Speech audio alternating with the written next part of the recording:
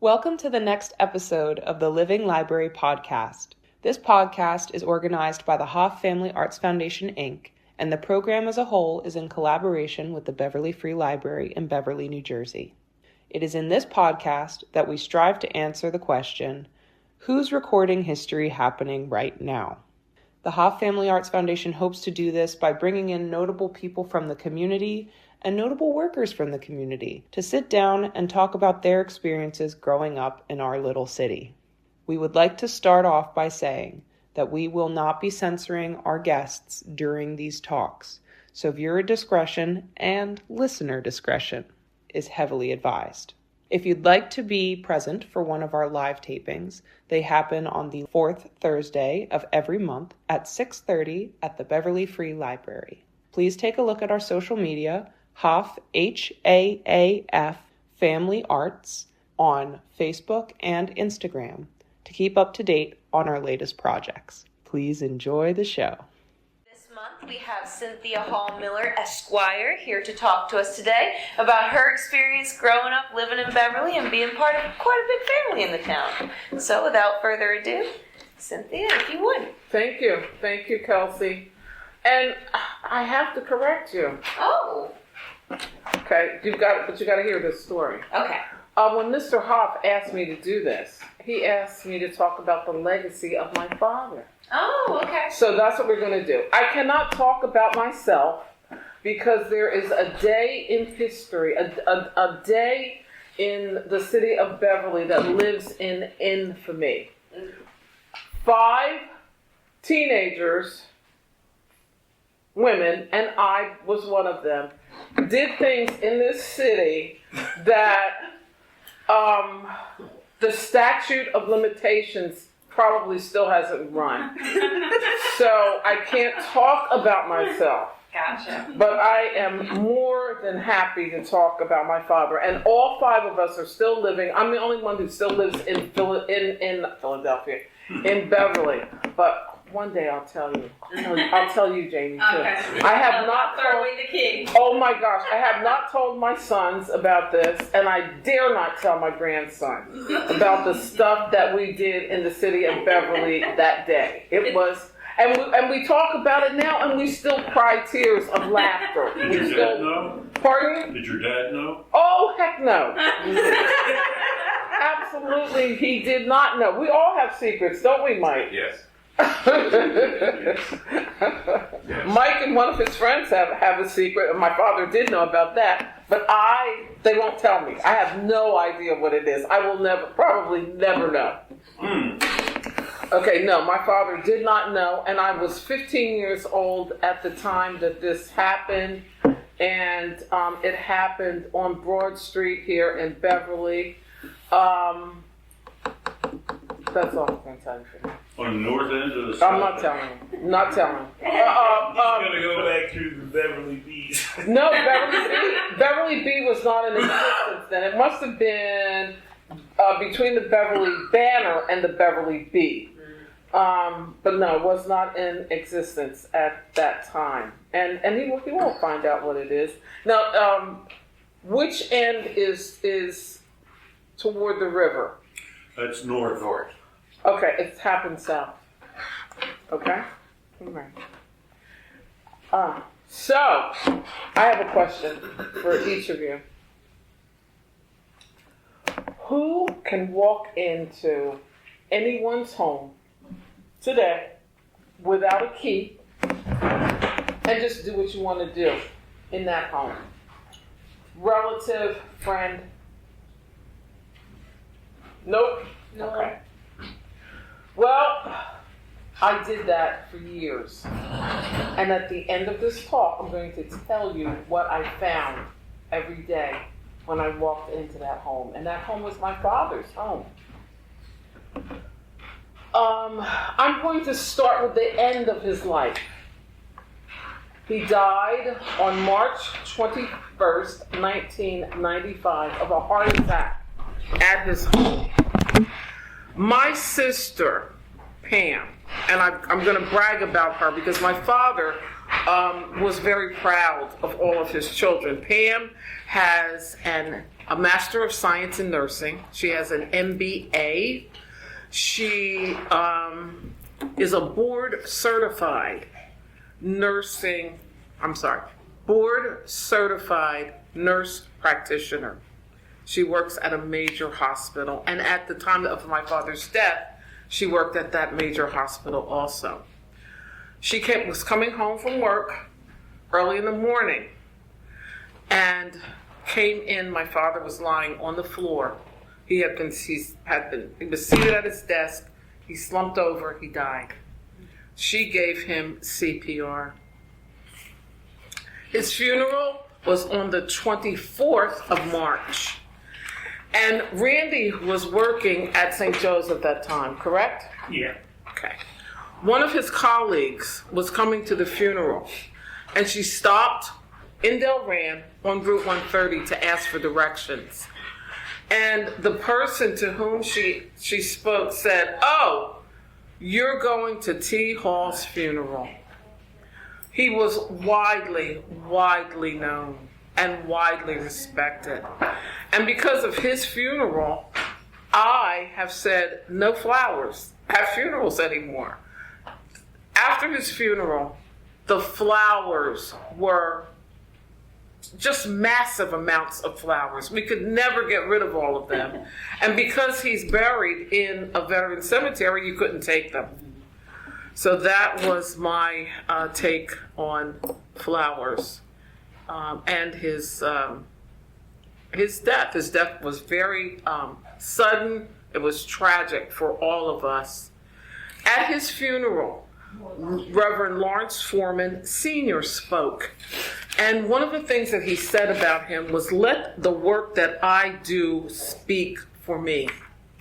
And indeed, the work that he did spoke for him. And by the way, he would not have wanted all of this fuss to have been made over him. Could you please say his name for the record? I am so sorry. His name is Talbot, Talbot, Wells Hall. Thank you. And he was actually a junior. I'm going to give you, he never used the junior. I'm going to give you some background, biological, ethnic, and there's going to be a surprise in his ethnic background, his education, his career, his legacy to the community, and his legacy to the family. He was born on July 11th, 1920, in Marion Station, Maryland. That's in Somerset County.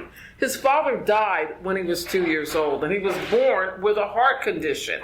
But despite that heart condition, the Army accepted him, and he served for 4 years. So throughout his life, he received a check for $25. Yes, $25 a month.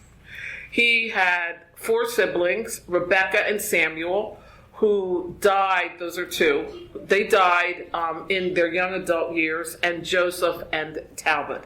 And Talbot was the youngest child. His mother subsequently remarried, and 2 additional sons were born of that second marriage, and those sons were James Frederick Bivens, Dr.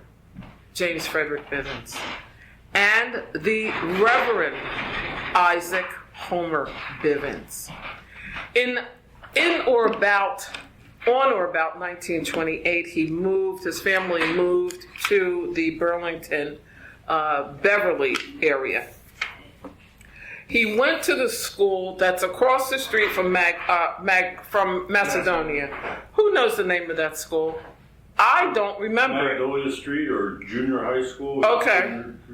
It was the 7th and 8th grade, and one of his teachers taught me years later, Dorothy T. Congo, at that school. He graduated in 1940 from Burlington City High School, but if you look on the internet, it says that there was no graduation from Burlington City High School that year. I've seen the yearbook. I know that there was. Okay? He was almost 20 years old. He graduated in his 20th year. Can anybody guess why? He was very, very bright. He skipped a grade in middle school, but he graduated from high school in his 20th year. His parents took him out of school often to go to Maryland to pick crops. So he lost time. It was because of him that I went to law school. My father told me, we were talking about it when I was trying to decide whether or not I was going to go, and I was concerned because I had 3 children. He told me that children were resilient, and whatever I had to go through, they would survive, and they would survive well. And I bring that up because well into my law school career and well into my practice, he told me that he wanted to be an attorney, and he just didn't have the money to do it. Despite that, however, he went on and did great, great things. From 1942 to 46, he was in the United States Army. He served in Europe. I've seen pictures of his service from Italy. After that, after high school, he went to work at Roebling Steel Mill. After his service in the Army, he continued to get, how much? $25 throughout his life. He went back to Roebling and finally was promoted to a lift operator. He was responsible for pouring the molten steel into the forms. While at Roebling, he established Hall's Hauling. Had to have those 2 sources of income. And he worked for McCrory's. What else did he do? He hauled for Edmar. Okay. He did a lot of hauling for Walgrove. Okay. He hauled a lot. And Randy, were you not with him on one of his trips to New York? Yes. Hauling? Yes. And what did you find out about him there? He was packing. He was packing. Okay? To protect himself. Roebling closed in 1974, and it was at that time that he established Hall's Bus Company. He had to fight with the bank over here to get a loan. He had 7 children. They were certain that his business was going to fail. And they made him put his house up and pre-apologized to him. Okay? He paid the loan off before it was due. And after that, he'd walk into the bank and they go, "Here, what you want?" Before he died, he was made a charter member of the advisory committee of the Burlington County Bank, which was on River Road. Fun fact, he was not the only black man in the area with a bus company. There was Davis, and there was a Jiggets. Jiggets was in northern New Jersey. And it just so happened that I went to law school with Jiggins' son. But they had an organization of black bus drivers.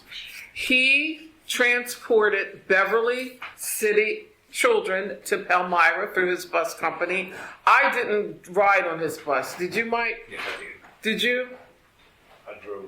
Okay, you drove, so you were older. All right. Fun fact, he transported also the Willingboro track team. Who came from there? Carl. Carl and Carol Lewis. Do you remember Bill Lewis coming to our house? I wasn't living there then, but he became friends with Bill Lewis. So my father would go out early in the morning, do what he needed to do with the buses. Bill Lewis would meet him back at the house, and my mother would fix breakfast for them.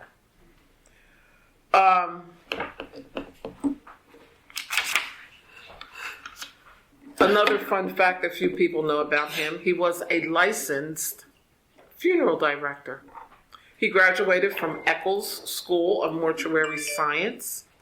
He apprenticed for a funeral director by the last name of Stanley, and he was offered a funeral director's practice in Philadelphia. At that time, gangs were rampant. He didn't want to move his family to Philadelphia, so he stayed here in Beverly. Lucky us, right? Another fun fact about him, he was educated as a tailor. He could make any kind of men's clothing. We all remember his brown striped suit.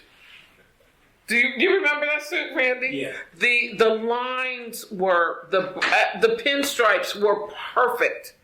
The details were perfect. The interfacing was perfect. It was perfectly tailored and perfectly fitted.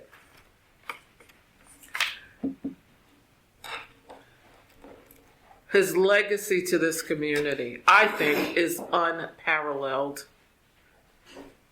For 7 years, he was on the Beverly Housing Authority. Thereafter, for at least a 19-year period, he served on the city council. And Rich did this at Randy's request. And you can see all of the years. Now, all of these years were not consecutive, but he did serve on the city council. This is a picture of him. This picture was taken a few weeks before his death by Shirley Rossi. He was friends with Shirley and Bill Rossi. Interestingly enough, in Beverly City Council at that time, the chief of police was designated from the police committee. So for one Christmas Eve, I was very angry at the city of Beverly because my father, somebody called out, my father had to ride around on Christmas Eve in the snow in the police car, and he couldn't be home with his family. I didn't like that at all. As a member of city council, yes. I want to interject. He was with his family because I was riding with him. Okay, very good. So you remember that. Absolutely. He on city council, he was head of the streets department.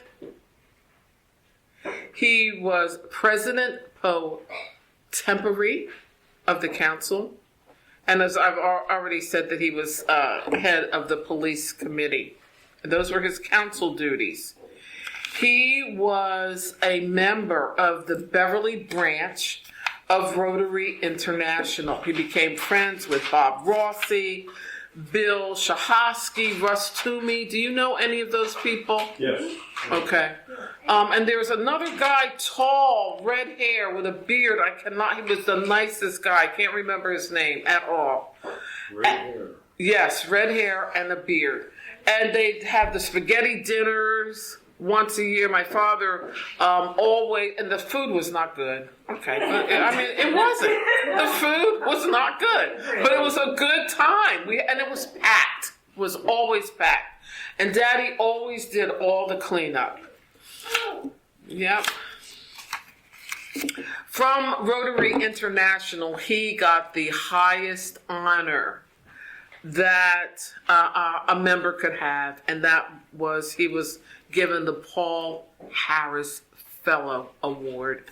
And that award was offered two people who showed an outstanding contribution to the community, showed service, fellowship, and I was surprised to see this word, diversity and integrity and leadership. Of course, my father was a man of high integrity. He was in this community a member of the Beverly Businessmen's Association. And as I said previously, a few weeks before his death, he was appointed a charter member of the Burlington County Bank. He was a life member of the VFW in Beverly. He was a member of Bethel AME Church, where he was a Sunday school teacher and a trustee.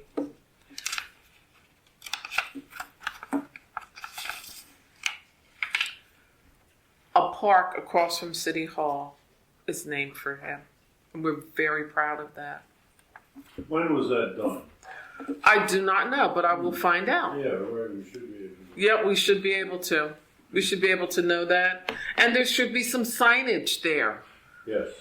And perhaps the family is going to have to arrange to have that that happen. So, pass this picture around. This is him in his glory days. This is the woman that he fell in love with and married, my mother, and she was from Maryland also.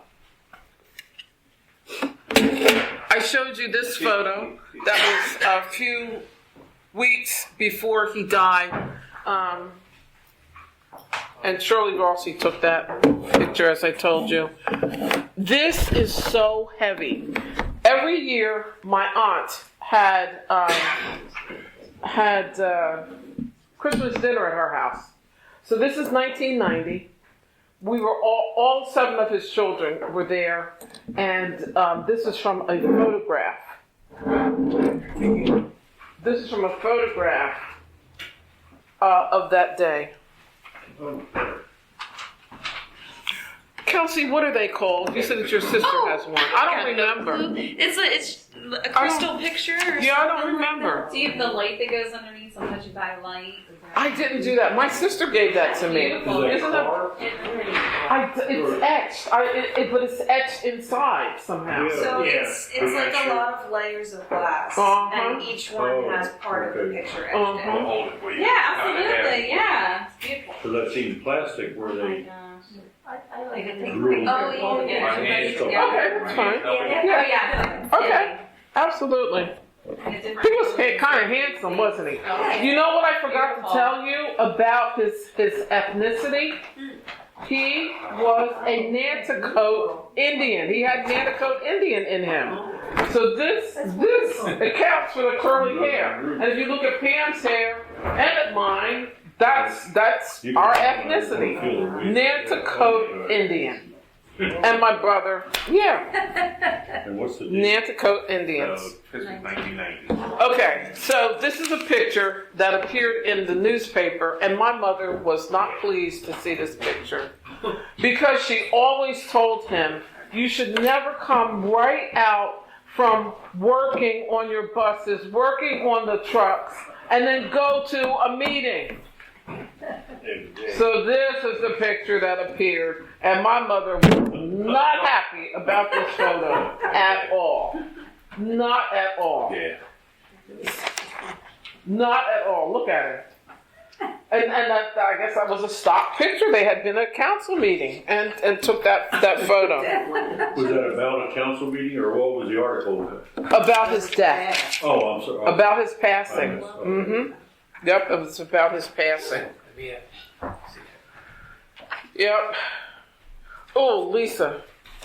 Yep, you can't have that. You can only look at it. I'm reading it. You can't. Yes, ma'am. Because, see how I speak up for myself? Yeah. It's good, right? It's good. Me too. Of me, that's okay. My brother keeps this, and he kept it in pristine condition. And I want to give it back to him in the same way.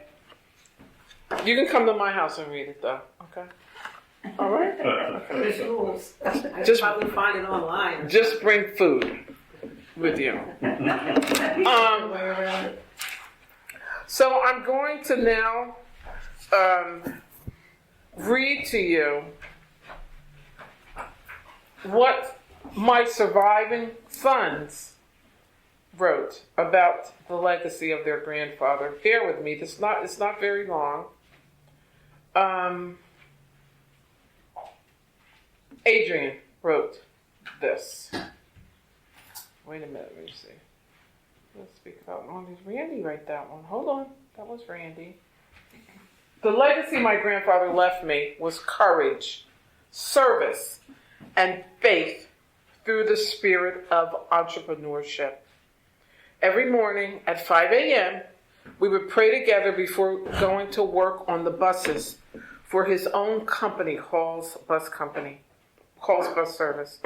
I spent 5 years watching and learning from a black man who bowed down at least once a day, but spent the rest of the day head and shoulders above the fray of racism and his competitors. Together, we hauled trash, ran bus trips, fixed engines, and once a year, this is Adrian's exaggeration, took the entire town to the Phillies game. No? Okay. T. Hall was tough but fair. The kind of hard-scrabble man that showed through steady consistency, quote-unquote, how to get things done. Dad of 7, but a father to so many more. His legacy lives with me daily as I go for a computer contract for my own company or teach at my own nonprofit, pouring a tough love into the next generation. That was Adrian. Randy Jr. wrote Talbot Hall's legacy. Number 1, a reverence for God. As a child, I would sometimes get up early in the morning and go to work with him. And those times before he could take a step out of the house, I would see him take a chair from his dining room table, kneel down and pray silently. He did this daily. This simple act taught me the importance of having a relationship with God and looking to him daily to direct my day.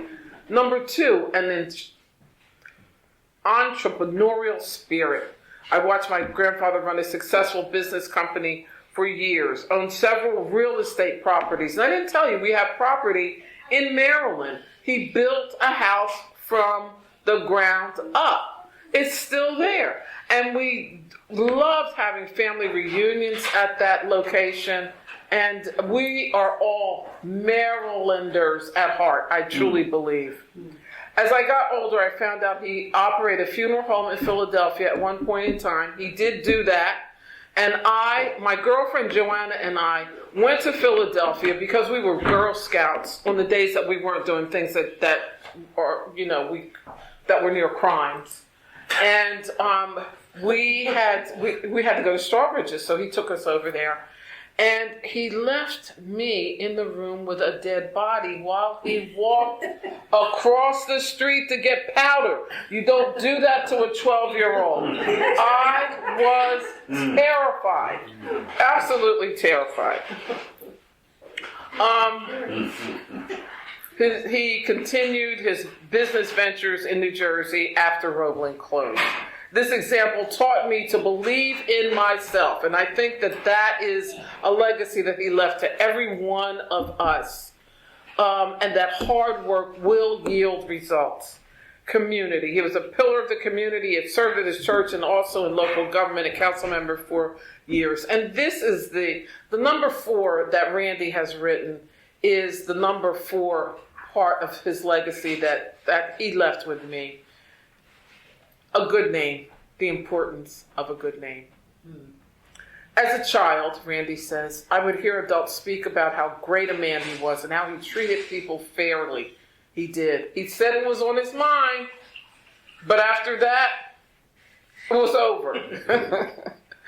I've also heard accounts of his business dealings being fair as well. They were fair, and they were fair to a fault. There are people who, when he died, owed him money, There was one person, another businessman, for whom he signed a loan and had to pay that loan back because the man reneged. He co-signed. I never heard my grandfather brag or boast about his accomplishments. Ever, ever, ever. He never, ever did. Or how well his businesses were. But as I mentioned previously, I would hear his friends and associates saying great things. This taught me the value of a good name. Randy and Adrian and his friends played in my father's yard. They had a huge yard. So all the kids would come over and everybody would say, hi, Grandpa. All of the kids called him. So where was the family home? Family home was where Pam lives. Oh, okay. The big corner property. Mm-hmm. I didn't tell you also that he did so many things for his family. His mother and father went to Ohio to live with a sibling. That did not work out. When they came back, my father bought them a home. And they lived in that home until they died. And finally, my father had a profound impact on our current mayor. Do you want to speak or do you want me to? I'll let you finish. Okay. You let me finish? Well, I'll let you finish your presentation. Oh, okay. Because I have another side. Ooh, okay. He was an example to him. And this came from his mouth. You came into our lives at the age of 23. Yeah. And my father parented him. And he learned so much from him. He helped him get appointed to the school board. He and Sam Isaiah were appointed at the same time. Randy and Sam became friends. So that's the impact of him. Pam and my mother ran his businesses after his death. I'm trying to think, and I believe that's it. I've gone through all 10 of my pages of notes. This was a great exercise, Mr. Hoff. Thank you. And I urge every one of you, whether or not your parents are living, to do this, to look into your parents' lives, to see who they were and the imprint that they made on you. I'm going to do the same thing for my mother now. This was just an incredible exercise. That's it. Any questions? I have a little bit of a story. The first time that I met your dad personally, I knew that he was on council. I'd seen him on council meetings. Didn't go as regularly as perhaps I do now. But I bought a house from Mary Worth that was an absolute disaster. Yep. 209 Warren Street. Yep. And the house had frozen, the water had burst, and so on and so forth. So I'm tearing all the heating pipes out of the house and throwing them on the lawn. And the car pulls up, and out gets Councilman Talbot Hall. And I'm saying to myself, now, what in the world am I in for here? Well, he wanted to know what I was going to do with the iron. And a friend of my son's, who was going to school in Palmyra at the time, had already made arrangements for him to pick it up. So, but that's all he saw me hauling this giant pipes out of the house. And he wanted to know what I was going to do with those. And he probably put them in his hauling truck and... Well, no, I'd already... they were already spoken for. Somebody else to pick them up, so I had to say, I've made arrangements, I'm sorry, but I'd be happy for you to have him if he doesn't show up. Okay. I'd already promised them to somebody else. And thankfully, I'm not in trouble, right? Pardon? And thankfully, I'm not in trouble. Yep. Right? Oh yeah, right. Because you see a councilman walking at you, why, Yes. you wonder what's going on. It's worse than having a banker walk, because the bankers used to walk across the street too. So. I saw my sister Pam come in. Pam, I've already talked about you, and I'm going to now really, really embarrass you. That's why I didn't come until now. Okay, so now, but if you had come earlier, you wouldn't get this point of embarrassment. When my father died, every single one of us, you know how you have the final viewing, you go in the funeral home, and every single one of us was late. And the funeral director said, your father would not like this at all, all of you being late. And we said, oh, yes, he was. My father was never on time for anything. So. Well, on that point, I just like the one thing I remember most about Mr. Hall was his sense of humor, which was wicked. I was working with him on, what's the name of that street behind the house? Chestnut Street. And he was changing a truck tire. And that tire was literally that big. And apparently he saw someone coming along Pine Street that he knew driving. He took the tire and rolled it in front of their car. Poor guy had to stand on his brakes, and first thing he yelled, "T-hole, damn you!"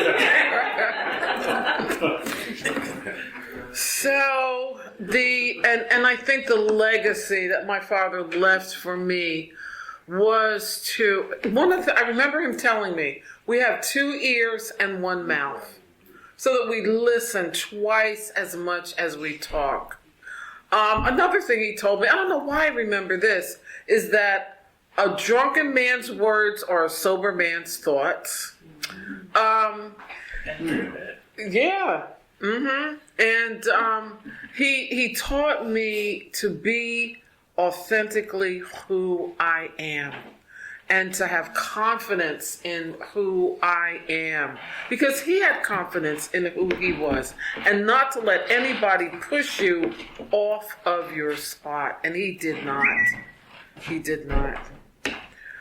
So that is my presentation. I did not realize that I could talk for 37 minutes, and I did. Pardon me? I said you're an attorney. 37 minutes I spoke. I can't believe this. But we knew you could do it. No, thank you. But thank you. I sincerely do thank you for this opportunity. We appreciate you taking the time. I'm glad you dug out some things that maybe you hadn't seen for a while. Absolutely. You are our 12th living legend. Okay. We started. Wonderful. It's actually the 13th month, but we skipped December. So, okay.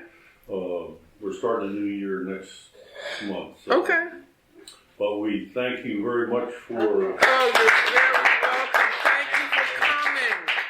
Thank you for coming. And Bev, you said you wanted to take photos of these photos, right?